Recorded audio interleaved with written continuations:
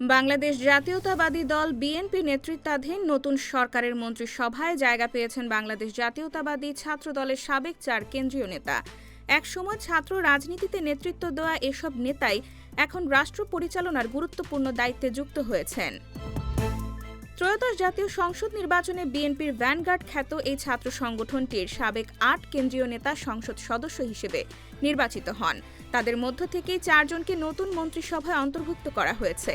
মন্ত্রিসভায় স্থান পাওয়া ছাত্রদলের সাবেক নেতারা হলেন সাবেক সভাপতি শহীদউদ্দিন চৌধুরী অ্যানি, সুলতান সালাউদ্দিন টুকু ও রাজীব আহসান এবং সাবেক সাধারণ সম্পাদক হাবিবুর রশিদ। এর মধ্যে শহীদউদ্দিন চৌধুরী অ্যানি পূর্ণ মন্ত্রী হিসেবে প্রাণী সম্পদ মন্ত্রণালয়ের দায়িত্ব পেয়েছেন। সুলতান সালাউদ্দিন টুকু কৃষি, মৎস্য ও প্রাণী সম্পদ এবং খাদ্য মন্ত্রণালয়ের প্রতিমন্ত্রী হয়েছেন। আর রাজীব আহসান ও হাবিবুর রশিদ সড়ক পরিবহন ও সেতু, রেলপথ এবং নৌ পরিবহন মন্ত্রণালয়ের প্রতিমন্ত্রীর দায়িত্ব পালন করবেন। অন্যদিকে এবারের নির্বাচনে খুলনা ৪ আসন থেকে আজিজুল বারী হেলাল, টাঙ্গাইল ৫ আসনে সুলতান সালাউদ্দিন টুকু, সিরাজগঞ্জ ৫ আসনে আমিরুল ইসলাম খান আলিম, ঢাকা ৯ আসনে হাবিবুর রশিদ হাবিব এবং বরিশাল ৪ আসনে রাজীব আহসান সংসদ সদস্য নির্বাচিত হয়েছেন।